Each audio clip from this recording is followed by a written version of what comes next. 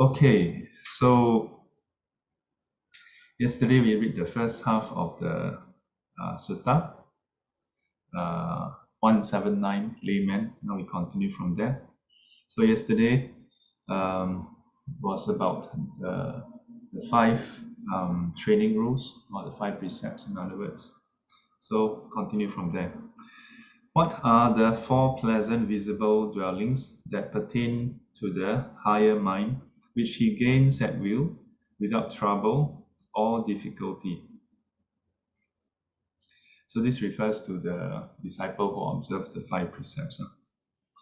So here, the noble disciple possesses unwavering confidence in the Buddha. Thus, the Blessed One is an Arahant, perfectly enlightened, accomplished in true knowledge and conduct, fortunate, knower of the world, unsurpassed trainer of persons to be tamed, teacher of devas and humans, the enlightened one, the Blessed One. This is the first pleasant visible dwelling that pertains to the higher mind, which he has achieved for the purification of the impure mind, for the cleansing of the unclean mind. So this is the description, as you should be familiar, is what we recite every Sunday for the puja, the Buddha Vandana. Iti piso Bhagava Araham Samma Sambuddho Vijacharana Sampanno Sugato Lokavido Anuttaro Purisa Dhammasarati Satta Deva Manosanam Buddho Bhagavati. So these are the 9 qualities listed, the 9 epithets.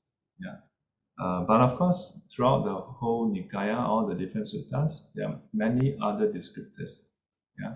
So for example, in this 9, they never mentioned about the Buddha being a great doctor. But in many suttas, the Buddha declared that he is like a great doctor. So the 9 is not exhaustive. So in the Chinese text, in the Chinese sutra, then it lists out 10. The differences is often attributed to Sanskrit and Pali sources. So the thing here is, this is known as the one of the 4 pleasant visible dwellings. Should be translated from in Chinese translation should be 宪法乐住. So that means to say this is something that you can experience here and now. You don't have to wait until next life. If you have faith in the Buddha, anytime you recollect the Buddha's qualities, that you recollect, you have confidence in the Buddha, then your mind can be calm, it can be at peace. It is a pleasant dwelling. Here, dwelling is not talking about, again, not a physical dwelling, dwelling of the mind. The mind can dwell at ease, it's pleasant.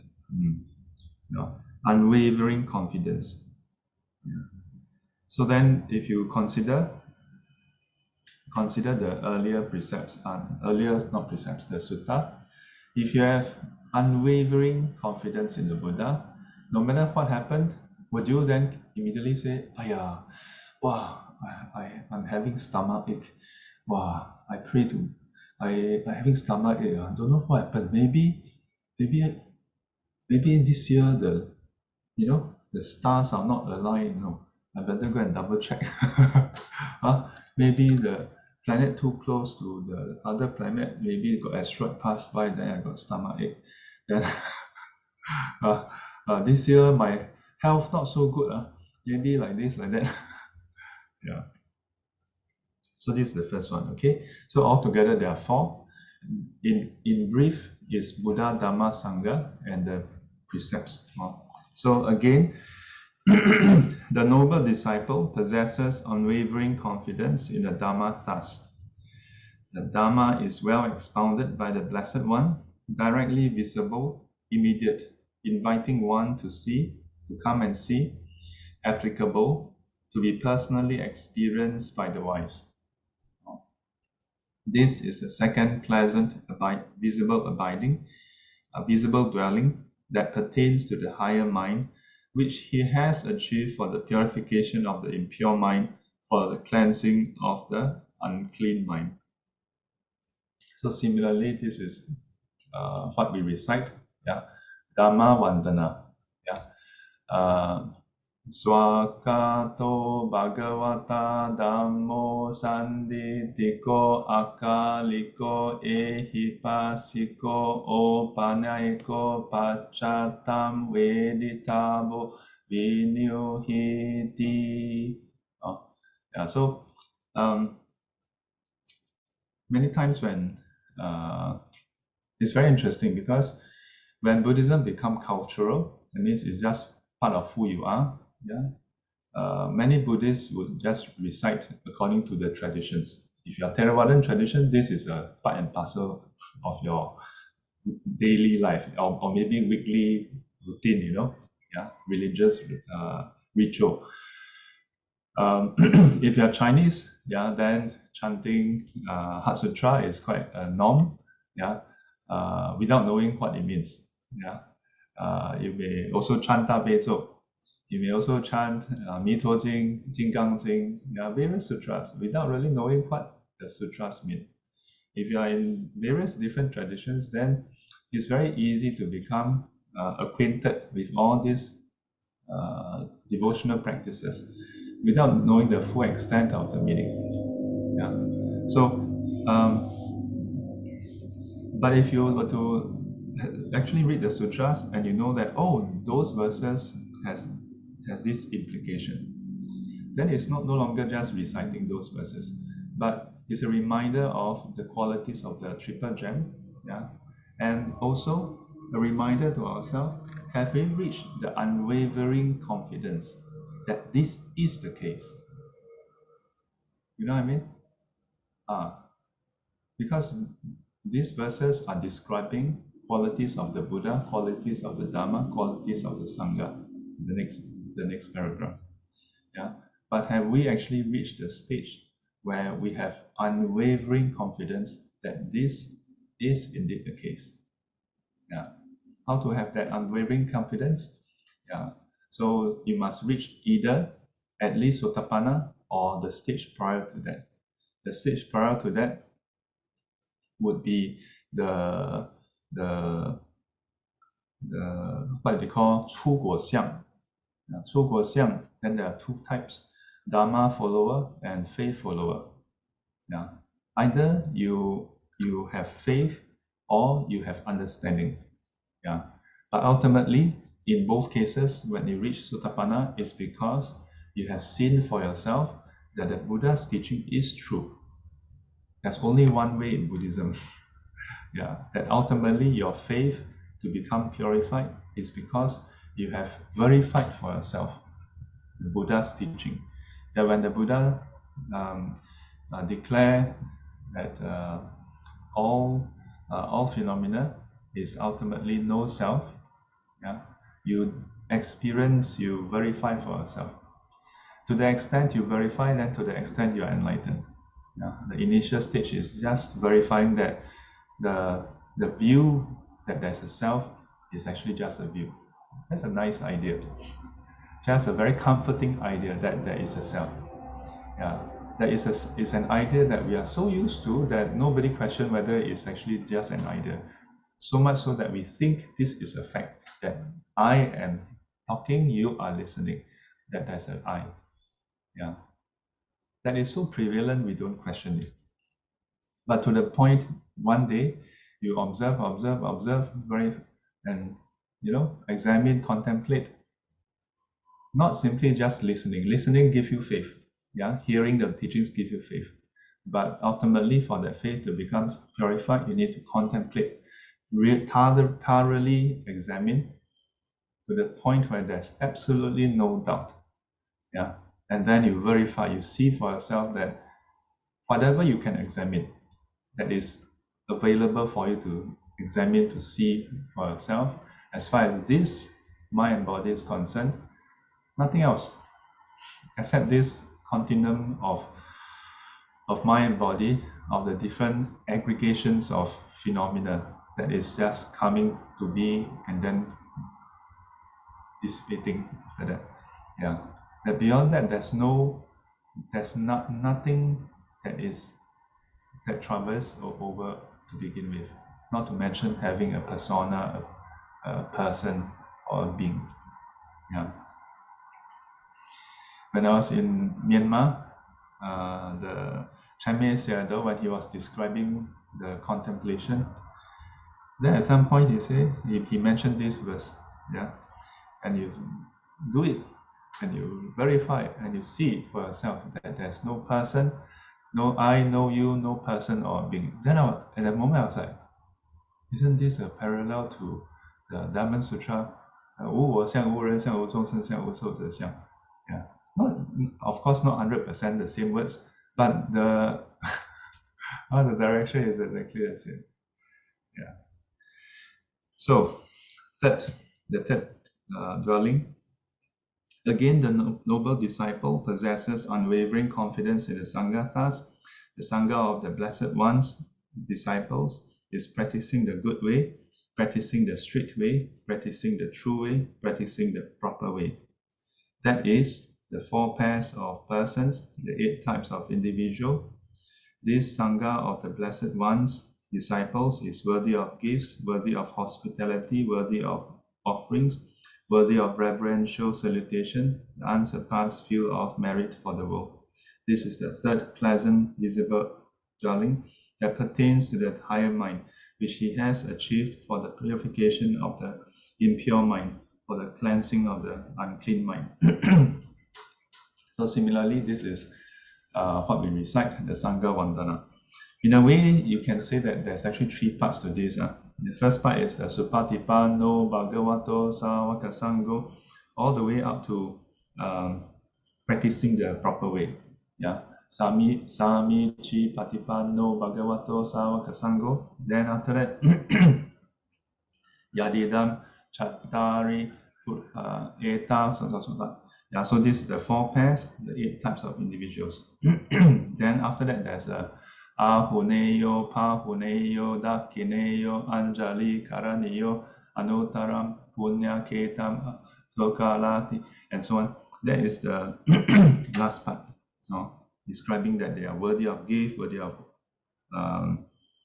hospitality, worthy of offerings, and so on. Yeah. So this is describing the Sangha. But this is the part where sometimes it's a bit trickier. Because you notice that here, Buddha just says Sangha, right? Never say Aryan Sangha. Yeah. Never say Sangha Ratana. Yeah. Never say Sangha Gem. Yeah. But in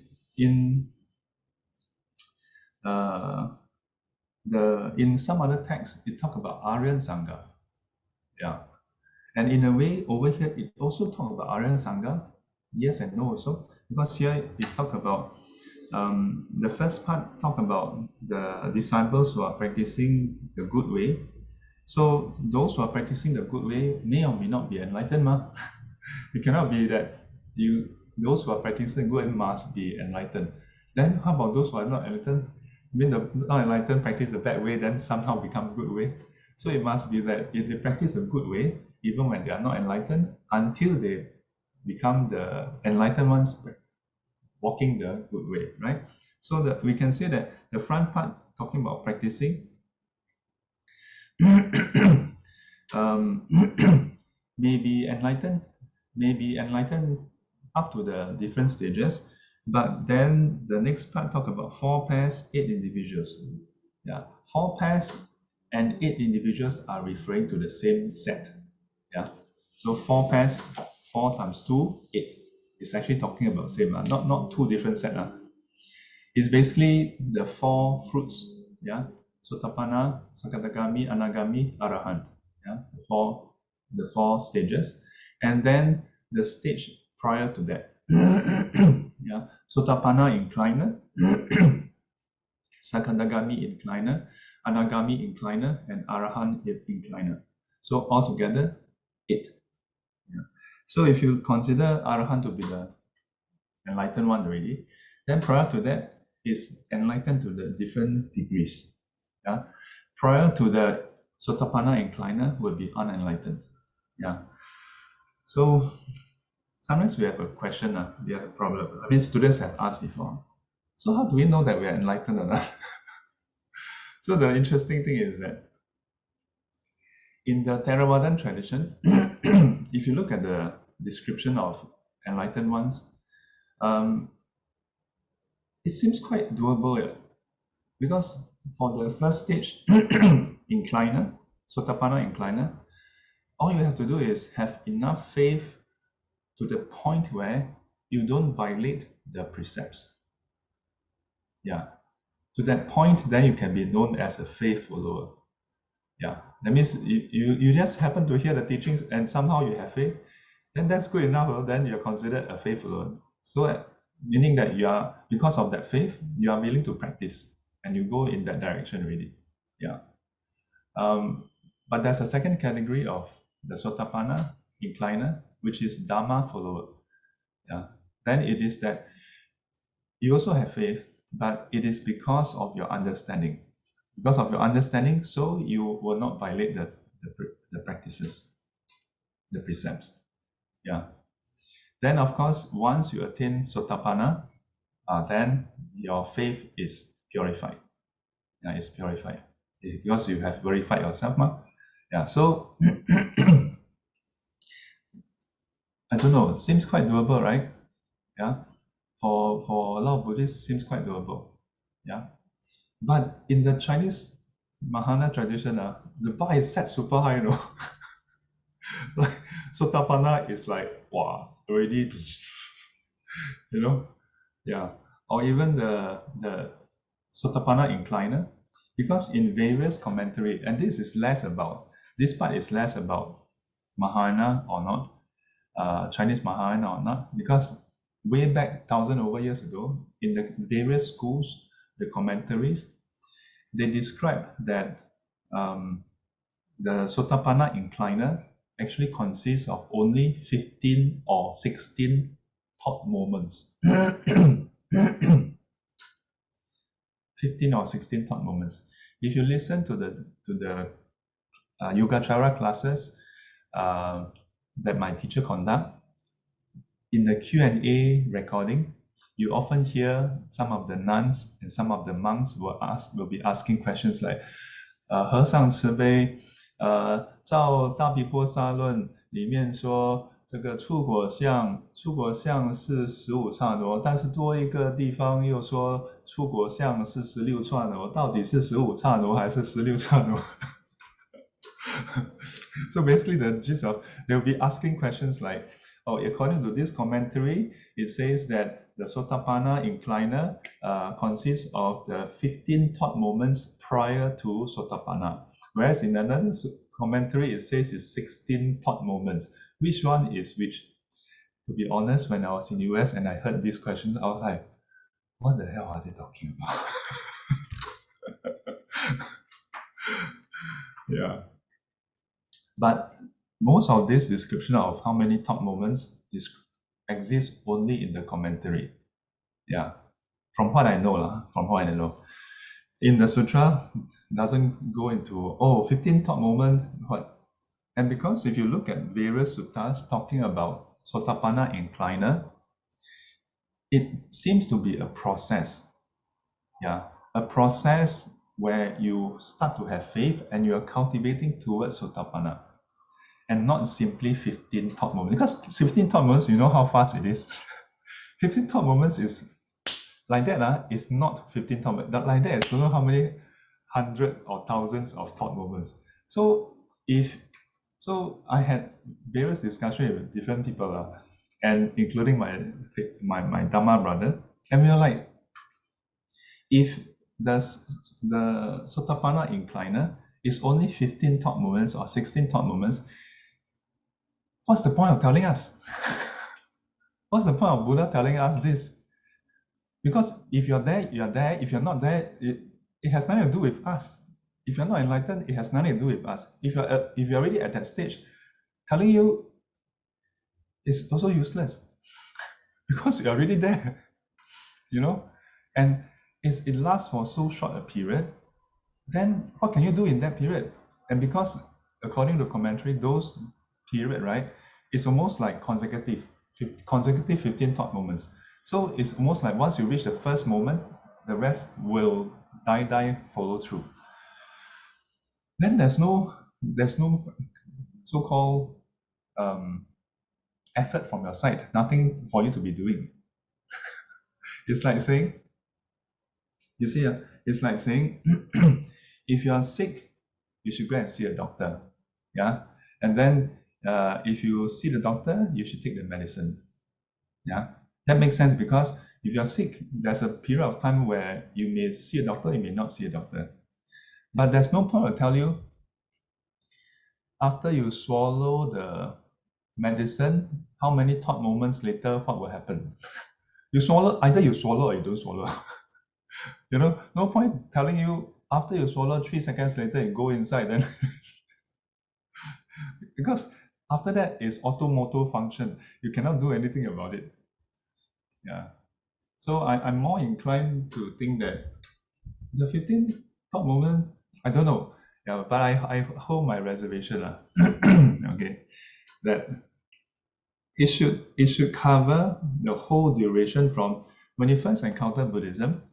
But for many people, after you can encounter, you still have questions, you still have doubts, and you still wonder, I can't do it. Or you say you can't do it means you don't have faith in yourself. If you think that no point doing it, it means you have no faith in the merits, in the value of doing it. If you think that such things don't exist, that means you still don't have faith in the Buddha's teaching. But then there are those who, after listening, maybe once or twice, or maybe just the first time, they immediately, somehow, you ask them why, they also don't know why, but they like, yeah, it makes sense. Yeah, not because they really contemplated, but they just feel, yeah, that should be the case, and they are able to start doing it. Now the question is, not just students asking me, but actually since 1,000 years ago or 2,000 years ago, there's this question of, but can a person retrograde? That means you reach a certain point, can you still backslide? So you all can go and search for this sutta that talk about temporary liberation.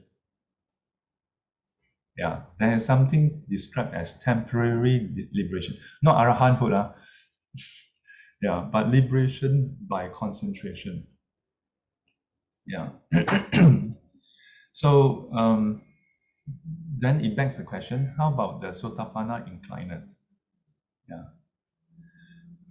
Can the Sotapanna incliner have momentary lapse? Yeah. Because if you say cannot, then again it raises the bar a bit higher. Then a lot of people will, but sometimes I also cannot make it. Yeah. Yeah.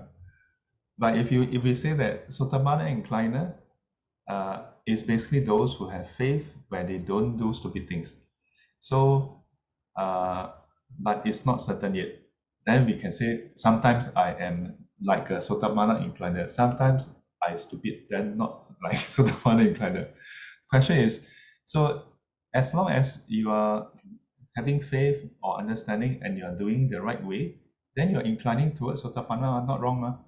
But if your defilements overwhelm you and then then you're no longer inclining. Yeah, that is possible for incliner to today incline, tomorrow don't incline. Yeah, but if you follow Chinese Mahana definition, no, incliner means zoom. Yeah, but that description seemed to apply more towards Sotapanna, where the Buddha described in various places that once you enter the stream, hence the term stream enterer, that is like a leaf that fall into the stream, carried by the stream, the current of the stream, headed for sure towards the river, towards the sea. Yeah. So once you enter the stream of noble eightfold path, you're assured, confirm attaining arahanthood. Yeah. And to me, that is something crucial. Because if Sotapanna is like that, then inclining Sotapanna shouldn't be like that much because you're only inclining. So today incline, tomorrow don't incline.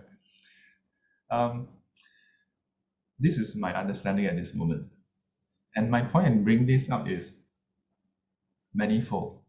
Because if you don't have, if you feel that Sotapanna is so far away, or even Sotapanna incline is so far away, then maybe you practice. At some point, you'll be wondering, am I getting anywhere at all? Yeah. But if you recognize that every day, if you incline towards Sotapanna, then you are actually part of these 8 pairs, or the 4 pairs, not 8 pair, become 8 pair become 16, 4 pairs. Except that you're not the one who entered the stream yet. You're inclining towards and then entering the stream. But just that not having entered yet. So then when do you enter? If you continue inclining, every day incline, that means every day headed in that direction. It's just like wherever you are in Singapore, if you start walking towards Changi Airport, okay, every day you walk. Actually, Singapore is too small. If within one day you can finish walking.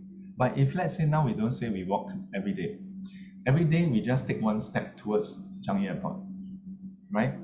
How many days will it take to reach Changi Airport? It depends. Some of us are already very near Changi Airport because we stay in Changi. Some of us stay in Pasir Ris. Some of us stay in Tampines, so very near. Some of us stay in Jurong. Yeah, it will take a long time. So you have to incline for a long time. But why are we staying at different places? Because in the past life, we incline towards to different degrees, ma. And sometimes you take one step forward, 3 steps back.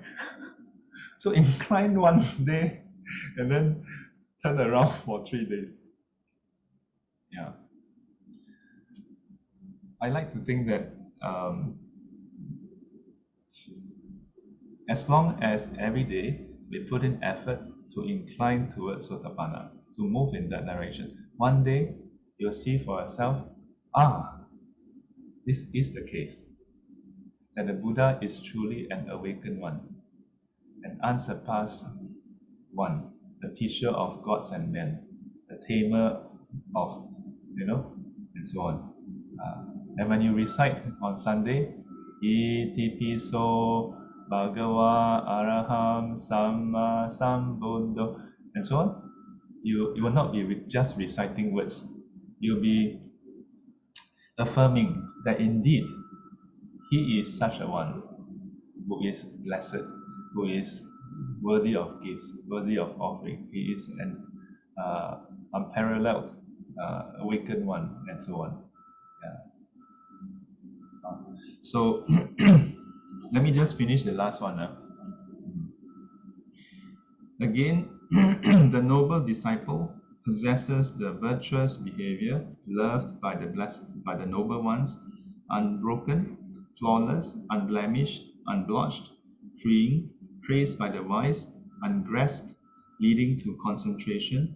This is the fourth pleasant visible abiding dwelling that pertains to the higher mind, which he has achieved for the purification of the impure mind, for the cleansing of the unclean mind. These are the four pleasant visible dwellings that pertain to the higher mind, which he gains at will, without trouble or difficulty. You should know, Sariputta, that any white-robed householder, this is in Chinese translated as 白衣居士. Yeah. So the white robe means that the person is observing precepts. Yeah. So householder whose actions are restrained by these 5 training rules and who gains at will without trouble or difficulty these 4 pleasant visible dwellings that pertain to the higher mind might, if he so wished, declare of himself, I am finished with hell, the animal realm, the sphere of afflicted spirits. I am finished with the plane of misery, the bad destination, the lower world. I am a stream enterer, no longer subject to rebirth in the lower world, fixed in destiny, heading for enlightenment. There is a whole set of verses. Well, I will read that tomorrow. Yeah. So every day when we wake up, you can decide for yourself. Yeah. Do you want to incline towards Sotapanna? Yeah. Yeah. Because it's, if you think about it, it is not some, in a way, it's not some stage you attain. By virtue of your actions, the way you live that day, then by virtue of that, you are known as a Sotapanna incliner. So where do you want to incline towards today? 愿消三障诸烦恼，愿消三障诸烦恼，愿得智慧真明了，愿得智慧真明了，普愿罪障悉消除，不愿罪障悉消除，世世常行菩萨道。世世常行菩萨道。阿弥陀佛。Till we meet again, may be guided and protected by the Buddha, Dhamma and the Sangha. Sadhu. Sadhu, sadhu. And as always, 乖乖，也就是说， Thank you. So, thank you everyone. Sir, I have a question. Oh, you have a question. Okay, I say goodbye to everybody first. Okay. Have an inclining day ahead. Inclining towards Sotapanna, not towards lower realm. Thank you, Sifu. Okay, bye-bye everyone. Okay, Phyllis, what question you have? Okay, so for due to inclination, can I just check? I understand that there is this what you call that number of lifetime each karma goes through. So for Buddha, how do I call it? Wait, just so normally we have minimum two lifetime or 3 lifetime. So I believe. Wait. When you say normally we have minimum 2 or 3 lifetime, what do you mean? One. I check. Like in terms of our karma, you know, we go through 2 lifetime or 3 lifetime, right? But no. But what when you say normally our karma, do you mean that you do something, then this causes us to live 2 or 3 lifetimes? Yeah. What is the basis for saying that? Whose teaching do you hear it from? No, because I go through the wheel of life. Huh? You mean the one where there's a monster outside? Right. No, that does. How did you draw the conclusion that your karma caused you to live from 1 to 2 lifetime, 2 or 3 lifetime? Through some understanding of the teaching. So I kind of like. No, sorry, I must stop you here. Okay. You may have other questions pertaining to this. You may need to correct your questions or adjust your questions, but I must stop you here because the wheel of life, usually seen in the Tibetan tradition, doesn't have such implication. Okay? If I don't recall wrongly, in a standard picture, right, you have this monster with a claw biting onto a disc, and then the 4 claws holding onto it. Yeah, that represents death itself. Yeah, that we are stuck in samsara, we have to face. And then usually on one corner you see a Buddha, then with clouds, and then spin down, and then the innermost is usually 3 animals, and depending on which country, they usually have a chicken, a snake, and a pig, representing greed, hatred, and delusion. Now, pig is usually greed lah. Then snake is usually the hatred. Then chicken is the hatred. Delusion. Pig is greed. Then snake is hatred. Then chicken should be delusion. Anyway, some combination. Then so greed, hatred, delusion. Then there's a inner wheel, which is the 6 realms, representing that because of greed, hatred, delusion, we go through the 6 realms, but driven by what? Then you have the 12 links. Yeah. Or either the 12 links is inside, probably should be inside, then the 6 realms outside. Or either way. So this is to describe the wheel of life. Yeah. But it is using pictorial form to explain dependent origination, paticca samuppada. Yeah. So don't wrongly conclude that sometimes they draw the picture and then the 6 realms you usually have the picture, right? Yeah, and the 12 links also have the different pictures. Then it seems like the drawing cross over 1 or 2 times. Then you think that it's 1 or 2 lives. No. The different segments represents the 6 realms and the 12 links. And very important, although they draw the 12 links in circle, the 12 links is not a simplistic like serial circle. Yeah, it's more like a messy web of interconnectivity. Very messy, very massive and very messy. Yeah. It's a close approximation is in primary school we always learn about the life cycle, right? Life cycle of plants, life cycle of animals, right? It's a very simplistic model. We also learn about the life cycle, the water cycle, right?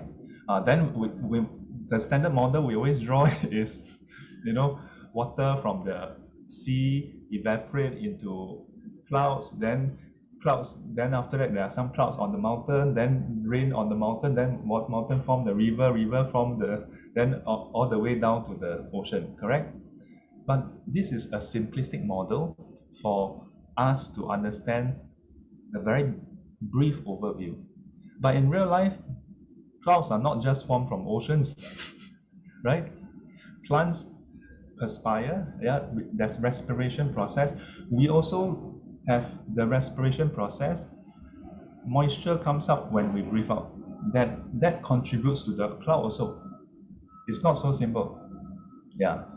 The glass of water you have on a table, that evaporates, that also forms the water humidity in the air, and that, if met with suitable conditions, form clouds. But not all clouds ultimately rain, when we learn in primary school, even in secondary school, it seems like it's fixed, it's a fixed path. But some of the clouds, they don't condense enough, and they get blown apart, and then they just disperse. And some of the clouds is part of the air, right? We breathe in and our body also absorb. We also absorb moisture this way. It's just that it's so low, you cannot quench your thirst in this way. Not enough. Yeah. So the actual water cycle is a very complex thing. That's why they need very powerful computers to come up with and a very complicated model, physics model, to look at meteorology. Yeah, to look at how clouds can form based on satellite, and then they measure the humidity, they measure the wind over time, and a lot of data, no. And yet sometimes zun, sometimes bai zun. So similarly, when the Buddha described the 12 links, it is a schematic model. It's just like if you look at your car manual, they will have a schematic model, but the actual detail is far more complicated. Okay. So based on that, your subsequent questions, do you still have questions? Let me digest, and then if I have question, I'll come back to you. Okay. Now, on that note, because you started off with the premise that our karma lasts for 2 or 3 lives. So then there is 1 or 2 questions behind, right? Maybe you just share. They are probably invalidated already, or they may reveal some other assumptions you have. Maybe you just share as it is. Don't change them. Just share what questions you have. Okay. Yeah, so what were the questions you had? Oh, okay. So actually, I was just thinking that there is a minimum 2 life and maximum 3 life. And then, And then if that's the case, then and then. there's a call, like 3 life, there's maybe two sets of course, then you get two sets of course for 2 life, and then plus the result, which is another 1 life, so it end up that we have 3 lifetime. And then another one is from one to you 1 lifetime you have 2 courses, and then the result is one of the lifetime, so it's become 2 minimum lifetime. And then, so what is the question? So my question is like, in us, I mean, I'm just wondering, is like uh in for us to live, sorry, Just continue. Don't sorry okay, whoever. basically every day we got so many karmas that we Reply. kind of incurred. So I was just wondering, wow, how to basically, it's like we are never, maybe my thought is like how to become Buddha, to be enlightened, where every day we got so many kind Ah, of karmas being created. Yeah. So okay. so So, I'm just kind of like very, very curious to see how Buddha, become a Buddha, does he really, of course we can see that the life story that he does something very good, and then he straight away become a Buddha. So my thoughts is it he might have many lifetime, then he become a Buddha that time. Sorry, yeah, I just like, okay, so a few things. So so this is a very good case study. So we may start out with some premise that's wrong, but the question can still be valid. Oh, so many times people get stuck with one or two of them. Yeah. Sometimes we think that the question is valid, so the premise must be correct. No, the premise can be wrong, but the question can still be valid. In this case, is exactly the case. The premise, that means the premise that our karma leads to 2 or 3 rebirth, that it has no basis. Okay, but your question, how can we possibly put an end to our rebirth? If, let's say, if the premise is true, yeah, so that question itself is still valid without this premise being true. Okay, so then the question is, how does the Buddha attain that? Then you have a question of, is it that the Buddha had many lives to practice and so on? But wait, so here is where sometimes we are exposed to Buddhism, and then because I've been exposed to Buddhism since young, so sometimes we we may think that everybody know this, but not everybody know this. Have you heard of the I'm just curious, you have heard of the Buddha's past life, right? through like video, that we went to see, like story of his past life, but not Yeah. through Have you video. attended Heart Sutra before?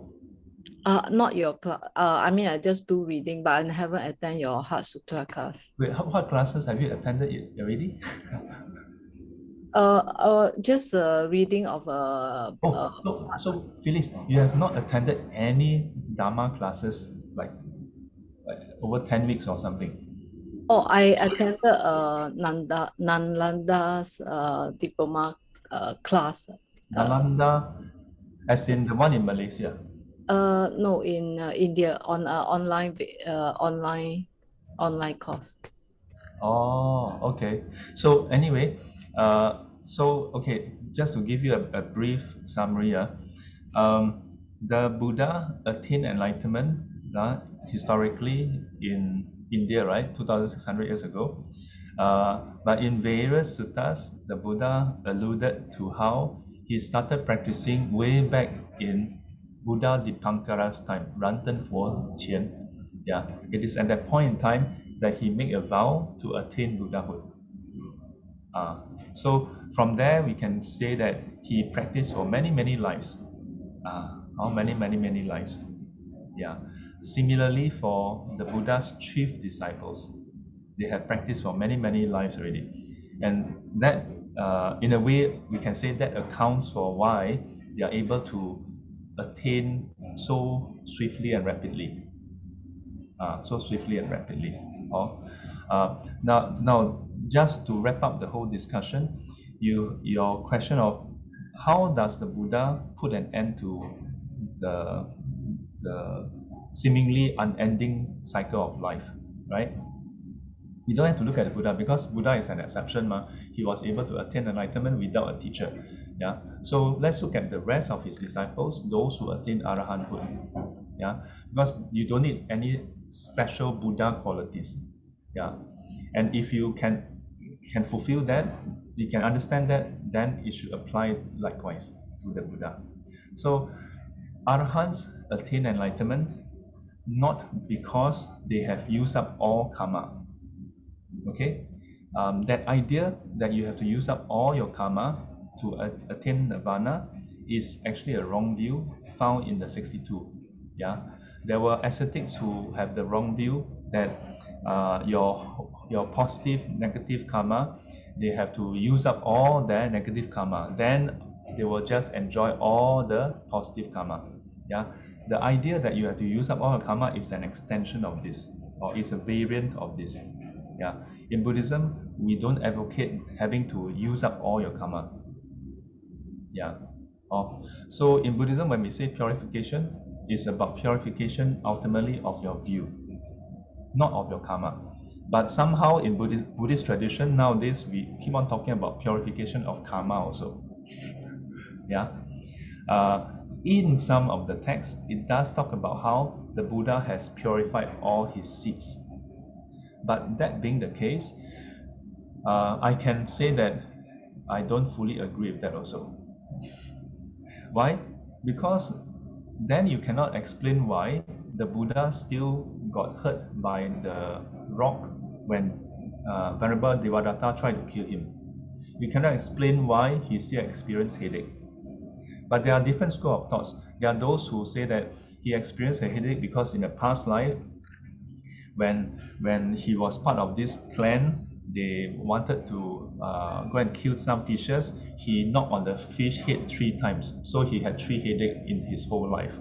Yeah, whereas the whole family, the whole clan killed all the fishes. So that clan is the then present day Kapilavastu, the Sakyan clan, and then King Ajatasatataru, he is the one who came whose clan is the fishes, and it is a long time feud, and they come and wipe them out.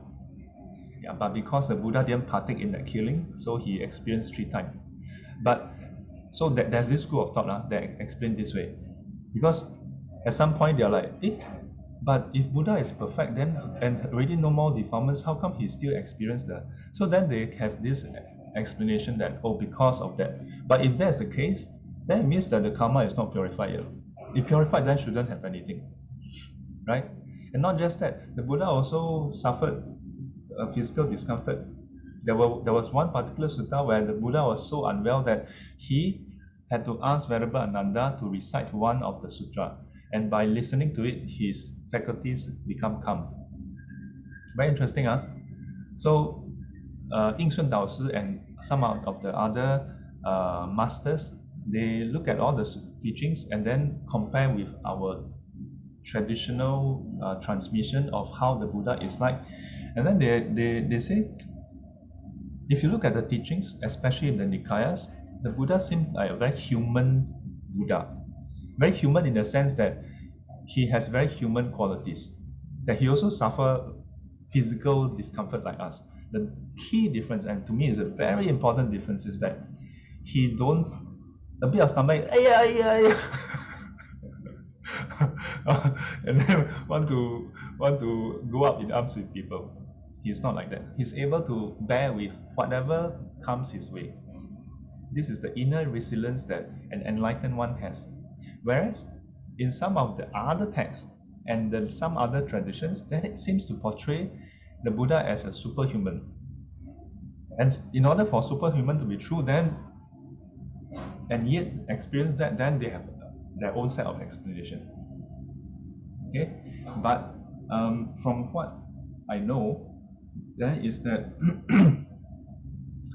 a, a, a much more simplistic model to explain everything is that to be enlightened, you don't need to purify all the seeds. You just have to purify the mind.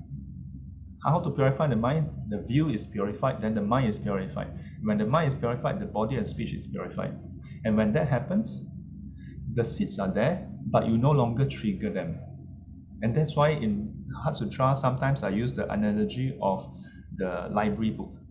That our life is like we are writing new books. So sometimes we write stupid books, nonsense book. Sometimes we write crime story. We commit crime. Sometimes we commit charity. That is a happy My Little Pony story. Yeah, but all these are still books. And you check in after at the end of the life, you check into the. Actually, it's not that at the end of life lah, but as you write, it's check in already. It's like a hard disk, you know. But it's just like when you go to National Library, there are so many books. Do you read all the books all at once? No, you read one book at a time. But what kind of books do you read? Some people like to read thriller, so their whole life is all about thriller. Some people like me, when I go to the National Library, I only read computer books, so my whole life is about computers. Yeah. But the kind of book that you write, it becomes your favorite hotspot. So the moment you go in, your hotspot is customized for you. And very likely, you will just take that book and read. Enlightened ones, no, before we talk about enlightened, as we practice, we start to write lesser of the war story. We write lesser of the conflict kind of story, harmful story. We start to write more pleasant stories. So as a result, we also check out more of the pleasant story, because more and more pleasant story to check out. Yeah. But ultimately, one day you realize, actually, none of these books need to be checked out. You start to see that, yeah, you start to get sick of all these stories. You start to see like, anyway, all possible permutation of stories you have already written and seen and experienced. One more time, pointless. And you stop checking out the books. Yeah. You stop checking out those of the lower realms. Then ultimately, one day you attain arahanthood. You decided, actually, this is not my library. So you stop bothering a bit. Arahanthood is like that. Yeah. Then how does it reconcile with Buddha and the Bodhisattva path? Bodhisattva path also recognized up to this point. And then it says, when you reach stage 7, you are able to totally say, close up the library and just leave it alone. But then you realize, hey, there are a lot of stories still going on, you know. A lot of all the characters still suffering inside the story, you know. So out of compassion, you go and take a look. Yeah. But you see clearly like these are just stories. You don't suffer over the stories anymore. So out of compassion, no longer because you think, wow, this is very interesting. Wow, I haven't finished the story, must continue the story. But out of compassion, then you see, this person about to do stupid things. Then you go and check out the book and read together with the person, and then try to write new stories. But ultimately, that is a combined book. That person write his story, you write your story. So you just keep on trying to write, add in new narrative, new items for the person to incline towards Sotapanna. But if the person don't incline, also bo pian. Yeah. So that's what it is. And ultimately, when you have helped enough people to reach a certain point where they are able to receive the teachings from a Buddha, then such an enlightened being will check in again. Yeah. Check in again as a newborn to arise in this world with its Brahma, Mara, Asura, Deva, kings, prince, and so on and so forth. Yeah. And arise and then go through the process of leaving the palace, and then seeing the four sights, leaving the palace, practicing, and then attaining perfect enlightenment, and then establishing the Dharma, establishing the Sangha, and so on. Yeah. And ultimately, check out. To show people that you can check out, you don't have to keep on checking in. Yeah, but then when the Buddha check in, it's out of compassion. When the Buddha check out, it's also out of compassion. Yeah, but when does the Buddha check in again? When suitable conditions are there, not because he desired to check in. Yeah, but when when sentient beings have the condition for a Buddha to arise in the world, then the Buddha will check in again. Okay. So sorry for one last question. You just now you used like that. So just now you mentioned this like 200 times, not 5 to 6 times, right? Wait. When I do this, hang on. I said in the 15 thought moments. 15. Yeah, I highlight this 15 thought moment I highlighted earlier is found in the commentaries. It's not found in the sutras. And this amount of time for the snap of the finger to happen within this split second is don't know how many hundreds and thousands of mental moments already. Yeah, this one I said. Yep. Yeah, so I was just wondering, sometimes we do this, so we were wondering, what does it, is this something that, no, I'm just curious that. No, you, it's good that you asked this, because luckily you asked, because there may be many other students who see Sifu sometimes do this, then think, wow, this is some 无节怪. Wow, got some special thing he like that, then wow, purify all karma. Because when you go and attend some of the puja, the monks presiding over the main one, then they will sometimes do this, right? But it has to do with the contemplation, and it's part of the verse and so on. Yeah, but when I snap my finger, it is to illustrate the duration. Similarly, in the sutta, when the Buddha referred to itanzi, it is because everybody can see and hear this, they can understand. It's something they can understand.